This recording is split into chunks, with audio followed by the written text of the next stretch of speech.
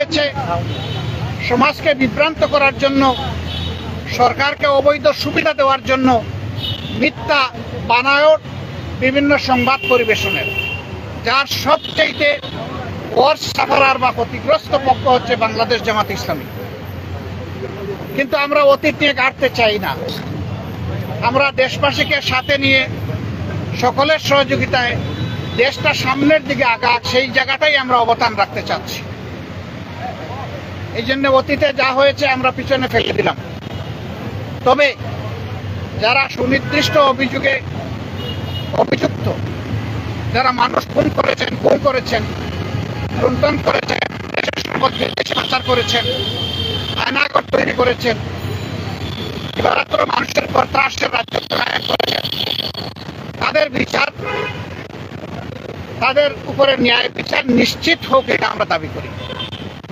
আমাদের উপর যেমন জুলুম করা হয়েছে, তাদের কারো উপর জুলুম করা হোক, সেটাও আমরা চাই না। আমরা চাই যে ন্যায় বিচারের মাধ্যমে সবাই যেন তার অপরাধের সঠিক পাওনাটা বুঝে পায়।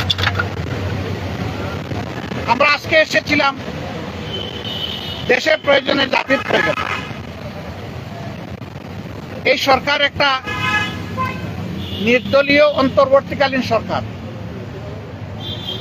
তারা দেশ শাসনের জন্য আসেননি, দেশ শাসনের সুস্থ পথ বিনির্মাণের জন্য তারা এসেছেন। তাদের কাজ হচ্ছে জাতির সামনে যা জাতি বঞ্চিত ছিল, এটি প্রাথমিক ইনফরমেশন। যদি আমাদের দিনক্ষণ ঠিক থাকে, আপনারা ইনশাল্লাহ দাওয়াত পাবেন, বা যখনই হয় আপনারা দাওয়াত পাবেন। আমরা অবিলম্বে আমাদের চিন্তা জাতির সামনে তুলে ধরব যে কি কি সংস্কার এই মুহূর্তে প্রয়োজন, কি কি সংস্কার পরবর্তী পর্যায়ে আমাদের লাগবে। সেই জিনিসগুলো আমরা জাতির সামনে পারি এবং সকল ধরনের ষড়যন্ত্রের ঐক্যবদ্ধ রাখতে পারে, সেই বিষয়গুলো নিয়ে আমাদের এখানে কথাবার্তা হয়েছে।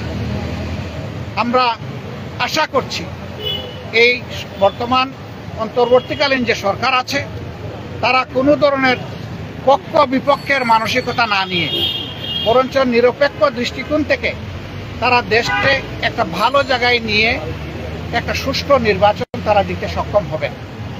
এবং এই ক্ষেত্রে এইটাও আমরা আশা করছি যে এই সময়টা এই প্রত্যাশাকে ফুটিয়ে তোলার জন্য এবং আগামী দিনে একটি বৈষম্যহীন বাংলাদেশ গঠন করার জন্য, যেখানে ইনসাফ ভিত্তিক সমাজ প্রতিষ্ঠিত হবে এবং কারো উপর কোনো ধরনের জুলুম দল কিংবা ধর্মের কারণে হবে না, এমন একটা দেশ, ঐক্যবদ্ধ জাতি গঠনে আপনারাও আমাদেরকে এই কাজে সহযোগিতা করবেন, দেশবাসীকে সহযোগিতা করবেন। আপনাদের সকলকে ধন্যবাদ। এখানে একটা প্রশ্ন এসেছিল, আসন্ন দুর্গাপূজায় আইন শৃঙ্খলা পরিস্থিতি সুন্দর রাখার জন্য করণীয় কি? আমরা সেগুলো আলোচনা করেছি। আমরা বলেছি জনগণের পার্টনারশিপ লাগবে, সরকারের সাথে জনগণের সম্পৃক্ততা রয়েছে। এই সরকার এবং জনগণ মিলে। সকলকে ধন্যবাদ।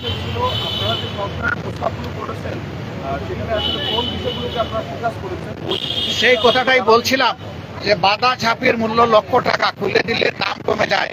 ইনশাল্লাহ আমরা ঝাঁপির মুখ খুলবো আগামী 9 তারিখ। সেই পর্যন্ত আমরা ধৈর্য ধরে অপেক্ষা করি। এই অপেক্ষা করার জন্য আপনাদেরকে অগ্রিম ধন্যবাদ।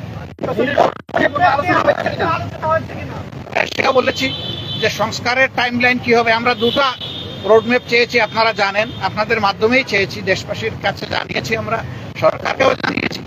একটা রোডম্যাপ হবে সংস্কারের, আর একটা রোডম্যাপ হবে নির্বাচনের। নির্বাচনটা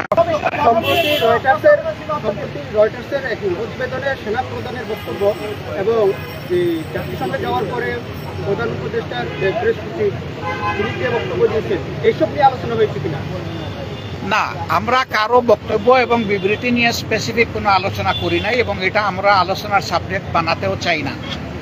আমরা শুধু সরকারকে এতটুকু বলেছি যে জনগণের বিশাল প্রত্যাশা আপনাদের কাছে, এই প্রত্যাশার সময়টা টেনে আমরা লম্বা করব না।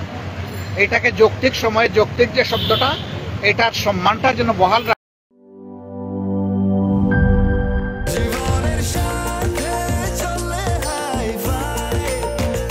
স্বাস্থ্যকর অল টাইম ফ্যামিলি কেক, সব সময় অল টাইম হেলদি লাইফ।